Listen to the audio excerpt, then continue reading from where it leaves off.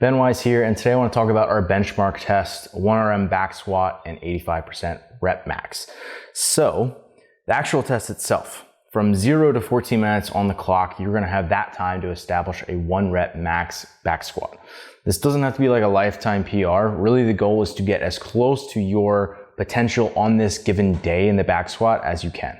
Again, I don't really want you to hit like 90%, 95% and then try to make a jump to like 105% or 102%. Just try to get anywhere between maybe 97 and like 101% would be great, right? So the goal, depending on if your strength level is you just hit a heavy single for the day. And then from 14 to 20 minutes, you're going to calculate 85% of that and put that on the bar. From 14 to 20 minutes, that's your time to change weight and to rest. So you have 6 minutes of rest. I want you rounding to the nearest 5-pound increment, or you could do 2-kilo increment. At the 20-minute mark, that is when you're going to start your 85% rep max test. So you're going to be, just as it sounds, doing as many reps as you can at 85% until you fail.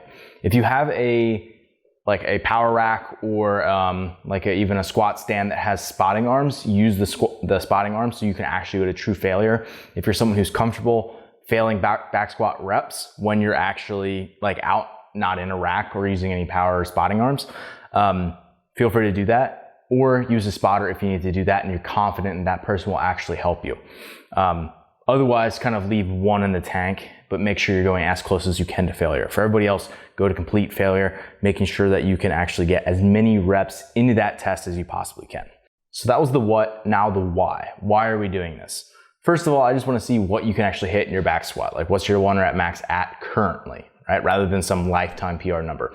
Secondly, I want to see what is your repeatability in that squat pattern and sustainability. So at a relatively heavy loading, how many reps can you actually squeak out, right? We're going to see there's sort of 3 categories of people. We're going to see some people who are very high neural drive and have less cardiac output relative to that, are going to score relatively low on this test. So for me, I'm saying that's typically less than 6 reps, for example, is more of that, defining this as like a powerful athlete.